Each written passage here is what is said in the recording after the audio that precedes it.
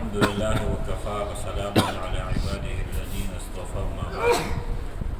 أعوذ بالله من الشيطان الرجيم. بسم الله الرحمن الرحيم. وما أرسلناك إلا رحمة للعالمين. صدق الله العظيم.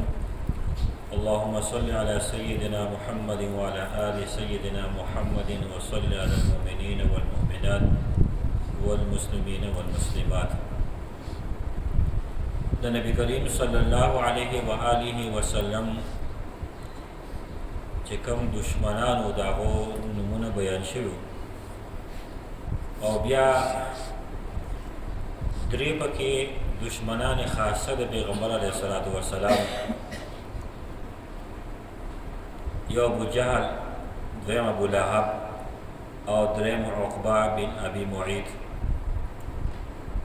او پنځه کسان نبی علیہ السلام پورې به ټوکې مسخرې د حد نه سیوا زیاتې کولې.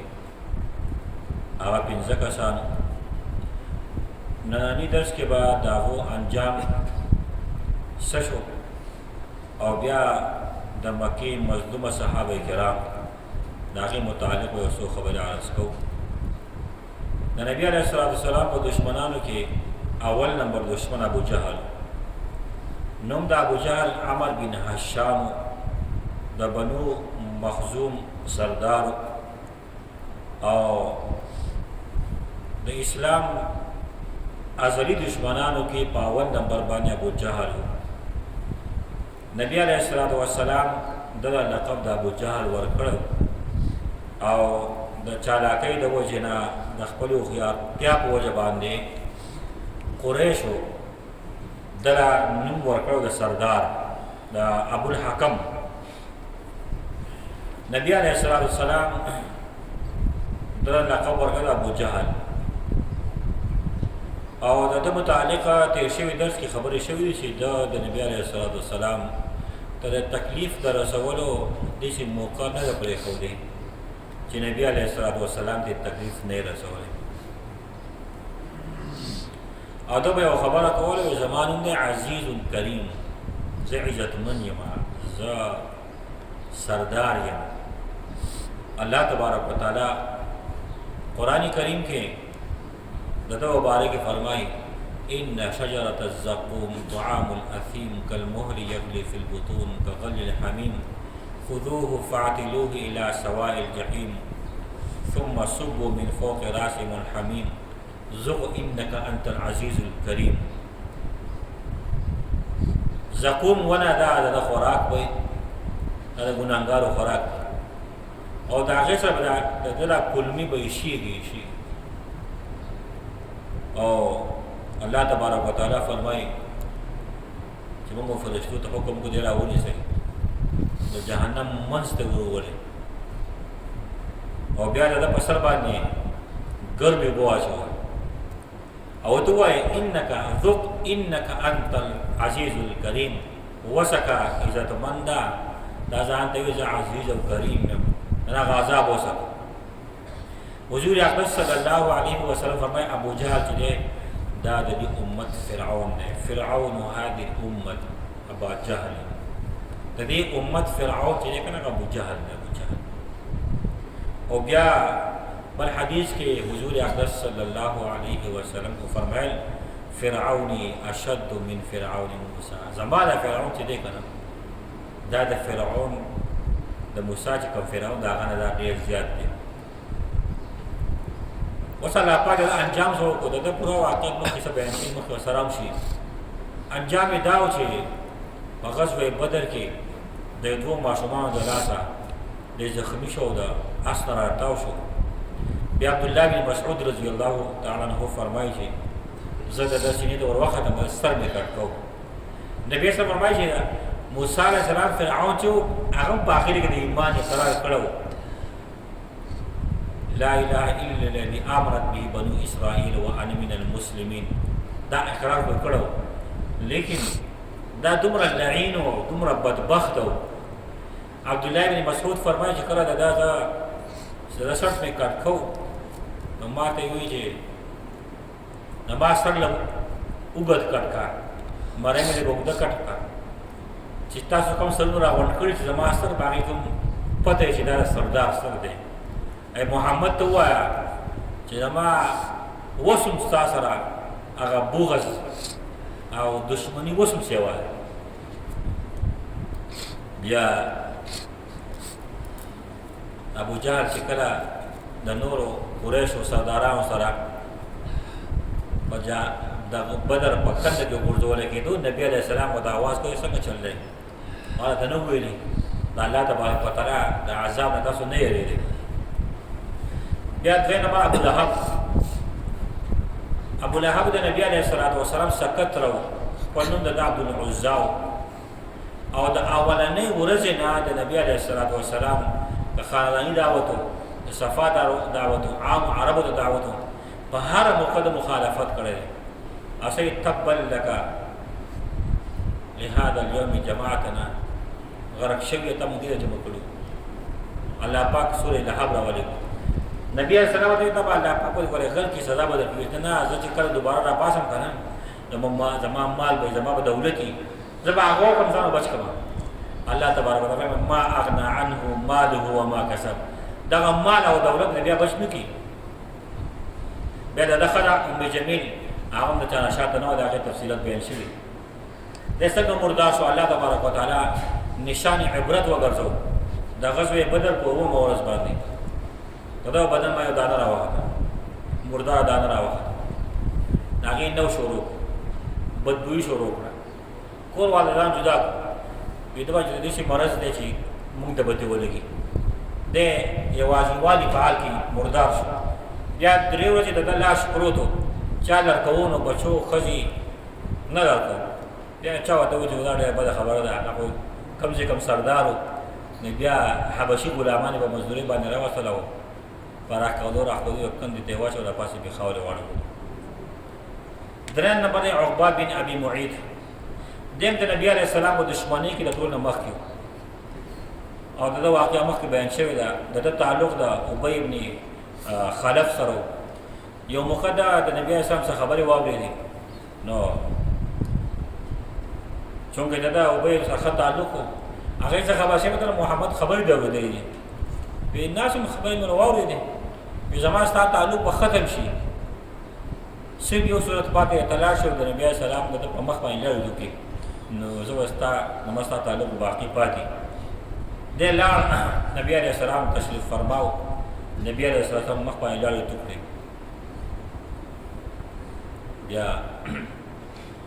الله پاک آیتونه راولېږل د ده حال به صحیح ويوم يعض الظالم على يديه يقول يا ليتني اتخذت مع الرسول سبيلا یا ویلتا لیتنی لم اتخذ فلانا خلیلا کاش ما د پلانکی سره دوستی نه وی کړی کنه دا حال مې بیا د بدر په میدان کې د بدر د جنگ په موقع دی ونیوی شو مقام صفرا ته بوسه شو حضور اقدس صلی الله علیه وسلم به سټ درکوي او فرمایي چې د دوه گاونډیان په منځ کې راغلی ما یو گاونډی هغه یو ته ابو لهب او بل زما گاونډي کنه عقبه بن معیط نبی علیہ السلام مړی ته صادق دا اچوله نبی علیہ السلام مړی ته خبر کړی بیا پنځه کسان د نبی علیہ السلام په دشمنانو یې ټول نه مخ یو نبی علیہ السلام ورته ټوکې مذاق مسخرې پیشاړې به کولې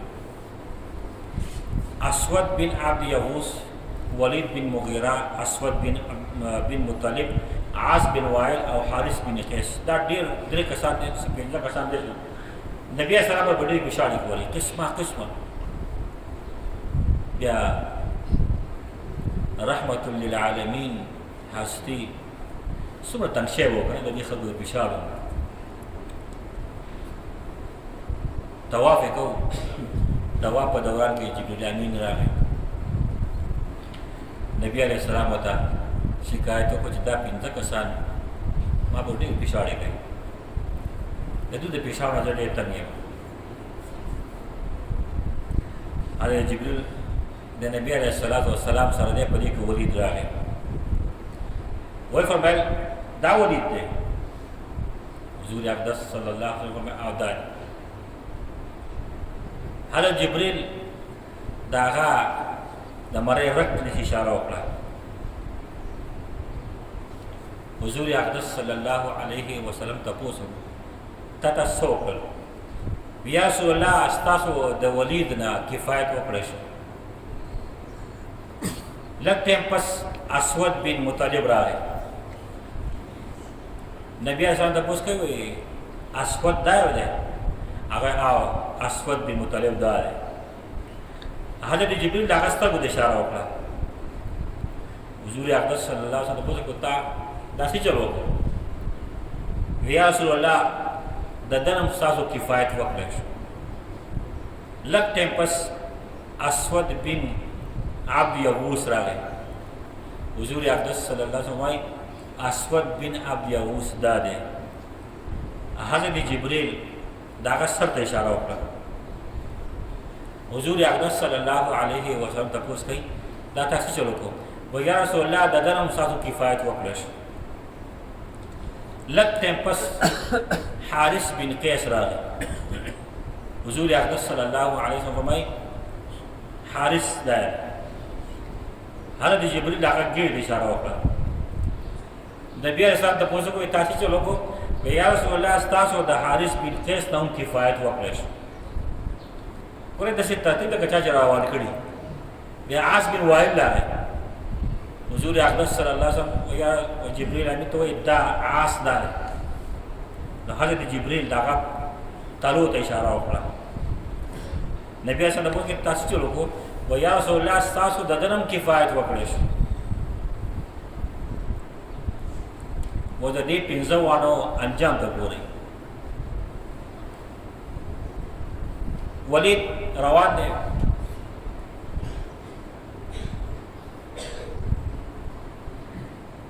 د رګ ته اشاره کړو جبريل علیه السلام. د بنو خزاعه قبیله د کړو اته کې وسړو ترکانو غشي رغول. نو د پاکره باندې وختونو په یو غش باندې د خبر راغله. دا په دې خپل کې معمولی ونه زخم راغی. هغه زخم سره د خپې اورت کټ شو. دا هغه رات په ذریعہ باندې د کم مین رچې دی هغه جراثیم هغه ورسېد. د مین د مری رات کټ شو او دغه شان الله تبارک وتعالى مردار. بیا اسود بن مطلب راغی. جبريل امین د سترګو د اشاره کړو. دیو د کیکر ولې لاندې ناسو به خپل الکانو ته आवाज وکړي اله ګراشه ما بچ کړي. دا ټول هغه نوکران بچی را باندې کړي وسی چل دی. وی یو کس زما په سترګو کې ازغین نه باسي دی خپل د کیکر د ولې لاندې ناسو ازغین نه هغه سوکوکاری نه وای ما ستګړندې ته سوکاری نه وړون شو. پتہ غال الله تبارک وتعالى مرګ راوس. اسود بن عبد یغوس د سر د اشاره جبريل علیہ السلام کړو. سورج پس د پسر باندې دانه راوخه او د چې دانه راوخه چې هغه خګینی داغه دانو اثر مضبوط کو او دغه په بدترین مرګ باندې الله تبارک وتعالى مردار. د حارث ګیډه د اشاره شی و. الله تبارک وتعالى په دبانې مرض ورغو د شي مرض کولږي دا پاخانه په خپل باندې راوته خلق لري کو په یو کنده کې مردار شو. د نبی عليه الصلاه والسلام بیا عاص بن سعید بن وائل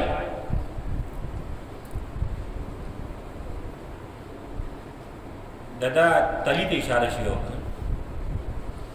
دوی د طائف په سفر باندې په خر باندې ناس ور روان هغه سوالي یو ځکه خر کې د کوخر د داغه راتاو شو. د په تلیکه معمولی ونده کې څه راغی. هغه ځکه وینه شروع شو.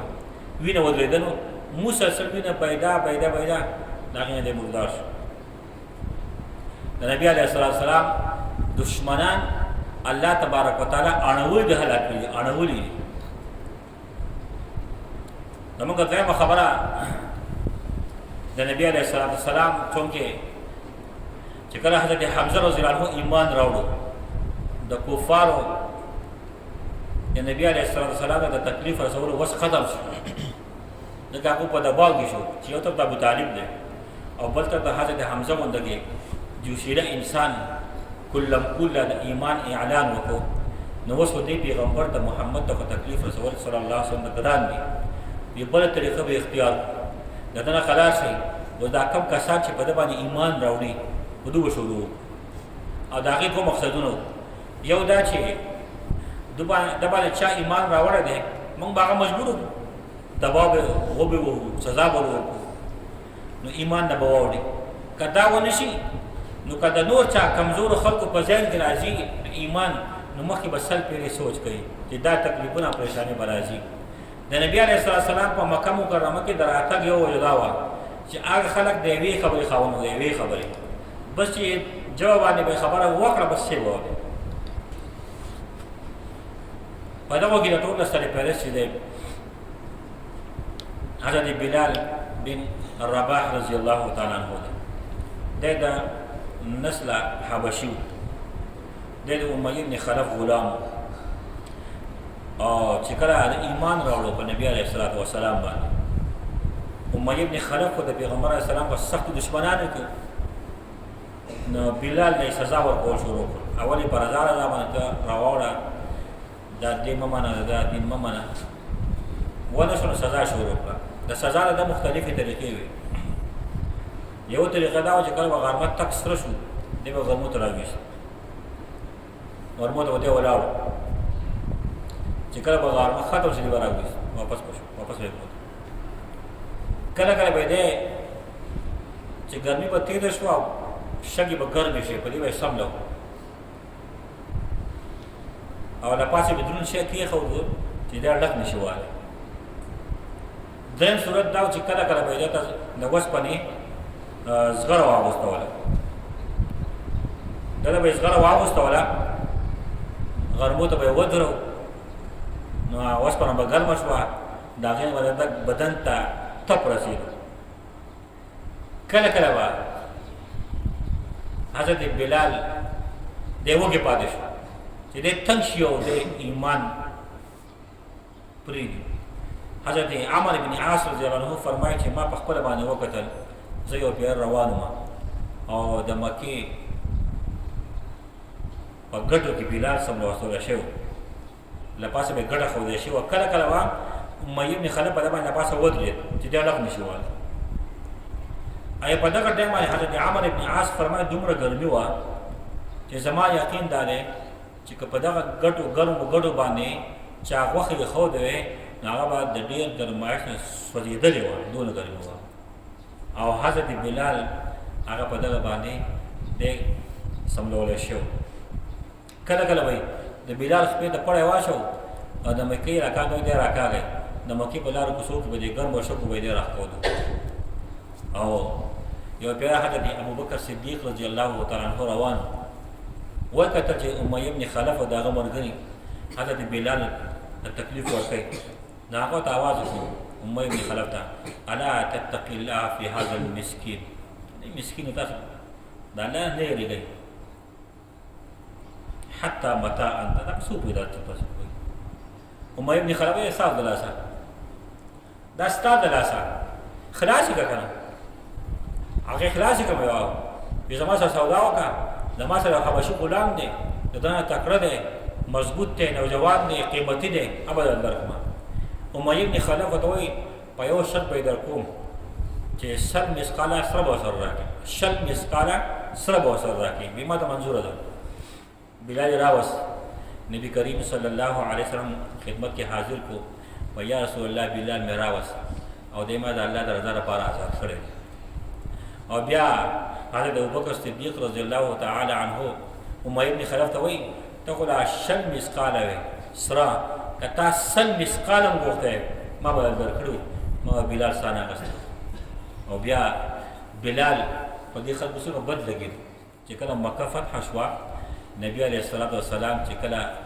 مکې مکرمې ته راغی بلال ته یې د کعبې چت ته وخت اذان وکړه بلال د کعبې چت ته وخت اذان یې کوو د مکې مشرکانو باندې دا اواز ډېر بد ولګېد وایي دلته به بل څوک نشته چې اذان یې کړی وي دا اواز مو باندې ډېر زیات بد لګي نبي علیه السلام حضرت بلال ته به ډېر زیات خیال به ساتو او د نبی علیه الصلاۃ والسلام د بلال سره ډېر زیات محبت هم و.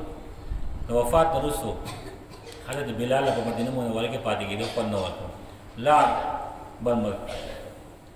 پوره وخت تېر شو، حضور اقدس صلی الله علیه وسلم په خوب کې ورته حاضر شو.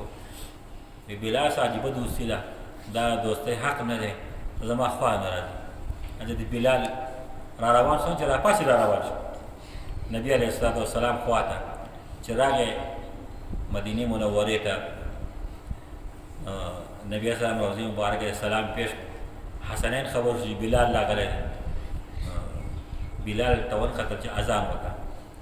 هغې مال اوس اذان مزه نه راکوي، زما محبوب نشتي، اذان نشم کولی.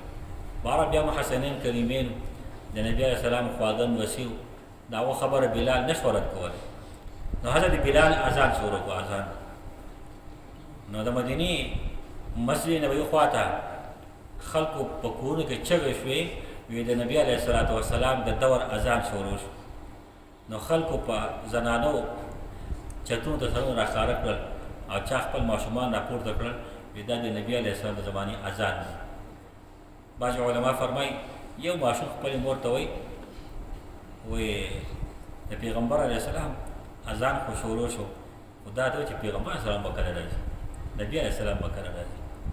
حضرت بلال چې کله اشهد ان محمد رسول الله ته ورسېد، هغه نو نشي ویلی، دا د نبی علیه السلام سره محبت او د نبی علیه الصلاۃ والسلام د بلال سره دومره محبت و. حضور اقدس صلی الله علیه وسلم فرمایي د قیامت په ورځ چې زه جنت ته ځم، جنت کې زما د براق غوړندې و بلال نیولی، بلال به رواني زما د براق نه مخکې جنت ته به ځي. دا د هغه د قربانو او برکت. دویم نمبر باندې زیات تکلیف ده یو خاندان یاسر ورته وایي. حضرت عمار د ده زوی و. یاسر چې دی د ده په دې مکه کې څوک نه و. د دې عمار پلار یاسر چې و دو د بل ځای و، دو قحطاني نسل والا د ده رور ورک شوی و. نو دا یاسر ورسره دوه وروڼه هغو رالو په ګرځېدو تلاش یې کوو مکې مکرمې ته راورسېدو. بیا یې نه موندو، یاسر په مکه کې پاتې شو او هغه دوه وروڼه یې واپس لاړو. څه ورځې په مکه کې و، د بنو مخزوم قبیلې یو کس و ابو حذیفه د هغه نوم، د هغه سره د ده تعلق جوړ شو. بیا د هغه یو وینځه وه بنت خیاط د هغې نوم و، هغه یې دله په نکاح باندې ورکړه او د هغې نه حضرت عمار پیدا شو. مطلب دا چې د حضرت عمار او د حضرت یاسر خاندان په مکه مکرمه کې نه و او د مکې د مشرکانو لپاره دا ښکلی ښکار و، ځکه څوک تپوس یې والا نه و. حضرت سمیه رضی الله عنها د دوی مور وه.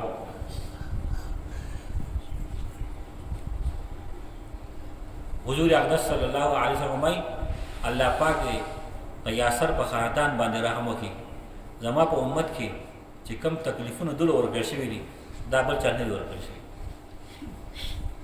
بیا یو ځای حضرت عمار راغی، وی یا رسول الله زموږ دا تکلیف به کله ختمېږي، دا تکلیفونه به کله ختمېږي. حضور اقدس صلی الله علیه وسلم وایي ابشروا آل عمار ان موعدکم الجنه، تاسو دپاره زیری دی، ستاسو ځای چې هغه جنت دی. بیا څومره بنو مخزوم دا د ابو جهل قبیله وه او دی په هغه قبیلې سره د دوی رشته راغلې وه. ده به د خپل ابو جهل به د خپل کسان راغونډ کړل او د حضرت عمار او د حضرت یاسر او د حضرت سمیه به چې څه قسم ظلم به د دوی وړه غوښته، دوی به یو ډېره دره وه بطحه هغې ته ویلی کېږي، هغې ته به بوتلل او د وهلو د ټکولو او د سزا ورکولو داسې څه صورت نه و پاتې چې هغه عدلونه نه دی ورکړی شي. حضرت عمار چونکې د عمر نه زیات شو، نو د ابو جهل او د هغه د قبیلې د کسانو هغه ظلم او زیاتي هغه برداشت نه کړو، هغې د هغې نه وفات شو. حضرت سمیه یو پیره ابو جهل ورته وایي تا چې په محمد باندې ایمان راوړی دی دا دې وجه نه ده د هغه د جمال د وجه نه تا په ده باندې ایمان راوړی ته د هغه عاشق د جمال د وجه نه. نو حضرت سمیه ورته جواب ډېر سخت ورکړو. ابوجهل نیزه راواغسته او د حضرت سمیه رضی الله عنها په ګېډه کې هغه نیزه ننویسته او هغه د هغې نه شهیده شوه. اسلام کې اولنۍ شهیده چې ده هغه د حضرت عمار مور ده. او بیا چې کله په غزوه بدر کې ابوجهل مردار شو، حضور اقدس صلی الله علیه وسلم حضرت عمار ته فرمایي مبارک شه ستا د مور قاتل الله تبارک وتعالی قتل، قاتل الله قاتل امک.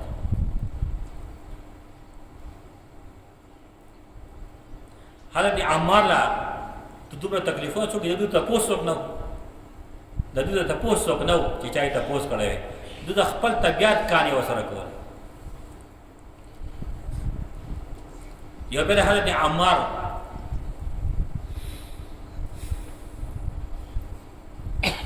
د اور په سیخانو باندې وداغلی شو، د اور په سیخانو باندې وایي چې ته د دین نه راواوړه. حضرت عمار په خپل دین باندې کلک ولاړ. یو پیرا څوک په دغه سیخ باندې داغونه د ده سر له ورکولی کېدو او کله کله د ده ویښته راویستل د سر په زور باندې. یو پیره نبی علیه صلی الله علیه وسلم راغی او حضرت عمار هغه زخمونه د اور د وجې نه جوړ شوي وو. حضور اقدس صلی الله علیه و آله وسلم د ده په سر مبارک باندې لاس راکودو وی یا نار کونی بردا و سلاما علی عمار کما کنت علی ابراهیم. ای اوره څنګه چې ته په ابراهیم باندې سلامتیا ولوي یخ شوې دغه شان په دې عمار باندې هم شه. روایتونه کې راځي چې د حضرت عمار هغه د اور د سوځېدو د وجې چې کوم تکلیف هغه دې سره ختم شو. بیا په درېم نمبر باندې صهیب رومي رضی الله عنه دی. چونکې دیم د بل ځای نه راغلی و. صهیب رومي چې و دی اصل کې د کسرا بادشاه د ده پلار او د ده ته چې د کسرا بادشاه وزیران او دا د موصل د علاقې و. یو بېله بل باندې رومیانو حمله وکړه. دا صهیب وړوکی و دی راوتښتو. بیا د بنو کل یو کس دا صهیب واغست غلام په طور باندې مکې ته یې راوست. په مکه کې عبدالله بن جدعان دی واغست. چې کله صهیب ایمان راوړو عبدالله بن جدعان ولګېده او دی یا آزاد کو یا امیه بن خلف ته حواله کو. وی ده سره پوه شه ته هم ایمان راوړی دی. بیا په صهیب رومي باندې د تشدد دومره انتها شوې وه چې په ده به دومره تشدد کېدو چې کله کله بیا دی دومره حواس باخته به شو چې د ده ژبې نه کوم الفاظ وتل دی به هغې نه پوهېدی معصوم وي. او قرآن کریم یو آیت مبارکه دی ثم ان ربک للذین هاجروا من بعد ما فتنوا ثم جاهدوا وصبروا ان ربک من بعدها لغفور رحیم. دا د دې صهیب رومي مبارکې نقل شوی دی. او روایت د زبیر رضی الله عنه فرمایي چې صهیب رومي چې دا په هغه بېبسه خلکو کې و چې په مکه کې د ده تپوس څوک نه و. بیا چې کله نبي علیه السلام هجرت کړی دی دې مکې والا دی نه پرېښودو هجرت ته. دی تنګ شو، ډېر زیات تنګ شو. د دې خلکو ته وایي چې زه هجرت کوم او ځم. یو روایت دا دی چې خلکو چې رالو ته چې مکې ته راغلی تش تور راغلی وې تا دلته چې کوم کاروبار کړی کوم مال دولت یې جمع کړی دی موږ د هغه حواله کړو ځه وی دغه تاسو ته پاتې پرېښود. دویم قول دا دی چې دی کله ور روان و په لاره کې به د مکې قریش مخې له ورغله. چېرته روان یې؟ دی زه مدینه ته خو مدینه نه شي تللی. دا غش یې لینده راواغستو 12 کسان د قریشو راغلي وو. وی تاسو ته ښه پته ده چې زه په غشي ویشتو کې بلکل ماهر یم. څو پورې زما سره غشي که نه نو په تاسو یو کس زما ژوندی نشي پاتې کېدی.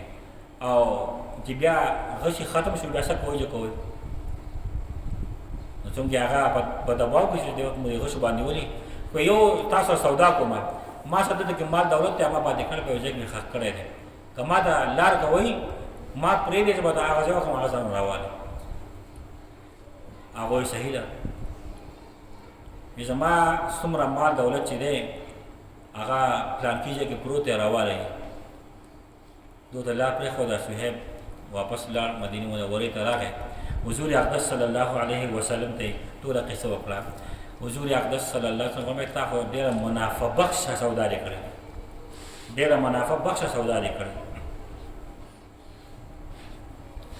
قرآن کریم یو آیت مبارکه ده، ومن الناس من یشری نفسه ابتغاء مرضات الله. دا د مفسرینو د رائے مطابق چې ده دا د حدیث صحیح په باره کې نازل شوی ده. بعض خلک هغه خپل ځان د الله د رضا لپاره خرڅ کړی. بل پس اورن نمبر باندې بل یو مظلوم مکه ده، حضرت خباب رضی الله تعالی عنه دیش پغم نمبر مسلمان ده. د ام انمار غلام، ام انمار خبر فار چې خباب ایمان راوړی دی. اول په دغه دباو نه پس چې حضرت خباب نه واپس کېدو، یې سزا درکوم او زما سزا به ډېره سخت ده. دوی چې هر قسمه سزا راکړي، ایمان هغه ما قبول کړی دی، ایمان هغه به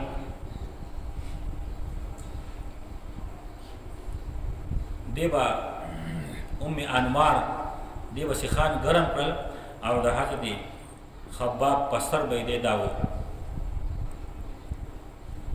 او په خپل باندې یو روایت کې وایي، یو روایت دې یو پیر دی راغی د حضرت عمر خواله، حضرت عمر پسې پاسېدو او خپل خواته په ګدۍ باندې کېنو. وایي چې د دې ګدۍ د کېناستو بلال پسې دویم نمبر ته قابلې چې په ته به دې باندې کېنې، ځکه تا د اسلام دپاره ډېرې سختۍ برداشت کړي. هغه امیر المؤمنین زه د بلال نه زیات حقدار یم په دې موقع باندې، ځکه د بلال د تپوس څوک وو، زما خو د تپوس هم څوک نه وو، زما خو چا تپوس هم نه دی کړی. د بلال خو چا تپوس وکړو، ازاد یې کړو او بیا د خپلې ملا نه یې کمیس پورته کړو، د ده په دې ملا کې سپین سپین داغونه وو. امیر المؤمنین تپوس کې دا څه شوي؟ وایي دا به چې کله د مکې قریش وو، ستاسو قریشو به چې کله زه داغلم سکروټې به یې ګرمې کړې، خورۍ به یې کړې، نو به یې سملولم، زه به یې د الو پاسولم چې هغه سکروټې به زما په وینو زه باندې مړې شوې، نو یې پاسولم. نو حضرت عمر ته فرمایي چې آو ته واقعي د دې حقدار یې. د یو پیرا د عاص بن وائل لپاره دا تورې راغولې انګارو، نو د عاص بن وائل لپاره توره تیاره کړه، هغه یې ووړه، قیمت یې غواړي. هغه قیمت هم درکوم دله، خپل کار کو بنا قیمت به راکړې وي نه درکوم دله. وایي زه چې الله پاک دې بیا د قیامت اوس دوباره راپاسې که نه هلته به یې راکړي. وایي زه به دوباره ژوندی کېږم. عاص بن وائل ته هغه آو تا به الله پاک دوباره ژوندی کوي. وایي زه بیا خو ټیک ته زمونږ خلکو اکثر په دې ګپ کې دا خبرې کوي چې هلته به ګورو که نه. دا د عاص بن وائل خلک خبرې دي ښه. الله پاک آیت مبارکه راولې کړو. وایي زه چې هلته کې زه ژوندی شوم که نه، زما سره څه په دنیا کې مال دولت دی، هلته به راسره ومي، بیا به هلته حساب کتاب کوو. افرأيت الذي كفر بآياتنا وقال لأوتين مالا وولدا أطلع الغيب أم اتخذ عند الرحمن عهدا كلا سيكفرون بعبادتهم ويكونون عليهم ضدا. آیت مبارکه نه دوباره شي. دی پیرا حضور اقدس صلی الله علیه وسلم یا رسول الله زموږ دا سخت به کله ختمیږي؟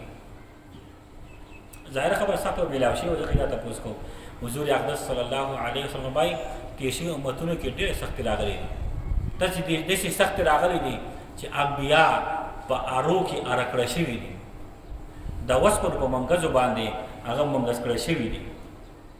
دا خو څه سختۍ نه دي، اصل سخت د آخرت. بل یو صحابي دی ابو فکیهه رضی الله تعالی عنه. وګورئ الله پاک د حضرت خبیب بدل څنګه اخلي. دی راغی په نبي علیه الصلاة والسلام پسې یا رسول الله زما باندې سخته ده، زما چې کومه مالکه ام انمار ما سړي ظلمونه کوي. حضور اقدس صلی الله علیه وسلم څه ظلم کوي؟ وایي زما په سر باندې داغونه ږدي. نبي صلی دعا وفرمایله، د دعا نه پس چې خباب کور ته لاړ د هغه چې په سر در راغلی او هغې داسې اوازونه کول لکه سپی چې غاپي. ډاکټر له بوتلی شوه، حکیم له، حکیم ورته د دې یو علاج دی او هغه علاج دا دی چې د دې په سر به داغونه ښوده کېږي، دا به ټیکي. که کله داغونه لرې کېدو دا به ټیک نه وي. بیا هغه خباب به سیخ ګرمو د هغې په سر به یې داغ لګو. الله پاک په دنیا کې به در واغست. دا موږ دپاره سبق دی. د الله پاک د دین خلک که ته په هغو مذاق او ټوکې او مسخرې کې که نه دغه بې حالي. بیا دی په کوفه کې اولنی صحابي دی د شهید شوی دی په 37 هجري کې. ابو فقیه رضی الله تعالی عنہ چې دا صفوان بن امیہ غلام امیہ بن خلف د خپل د پړې به واچو او د مکی په کوڅو کې به راکودو کله کله به د بیړې واچو د وسپنې په غرمو کې به سملو کله کله به په غرمو کې الټه سملو لا پاسه کې کمر کې خو چې دې اړکیږي دې به دومره وو په وهلو باندې چې دې په وهلو به هوش شو کله کله امیہ بن خلف په بسراغه دې به مړې نه ونیو دې به هوش کوستګ به بار کلاک ستګ به راوته یو پیرا امیہ بن خلف لګیا دی د حضرت فقیه رضی الله تعالی عنہ سره دا ورته کول کوي نو ابی بن خلف راغی دا خیال دا د زما خیال دا چې د مدینه گزاره کوه لکه موږ اکثر خلک چې کوي گزاره کوه مې زما باندې یو خاص کې دا غره چې د مدینه خلک گزاره کوه بیا هغه چې خو دا مری خپکا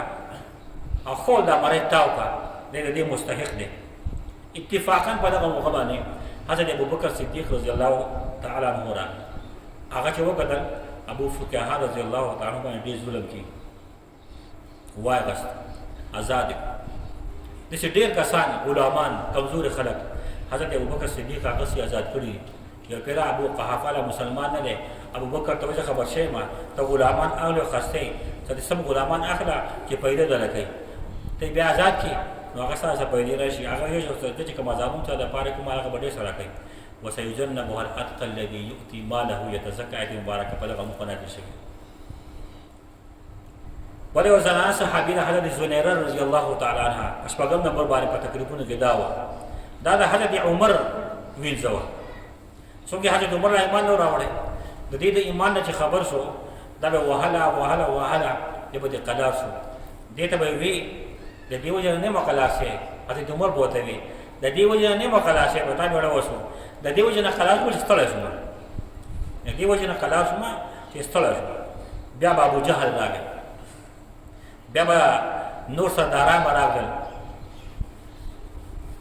او دې ته به سوي کله ونه اسلام ازغه خراب دي کچته په اسلام کې څه خیر وې نو ستانه مخکې قبول کړو الله پاک آیت مبارکه ورکړه وقال الذين كفروا للذين امنوا لو كان خيرا ما سبقونا اليه په اسلام کې څه خیر وې زموږ برسو نو مخکې شي د دې په وهلو کې نظر لا ابو جهل او قریش خاندل څنګه چل دي د لات او د منات خیرونه واره نظر د نبوت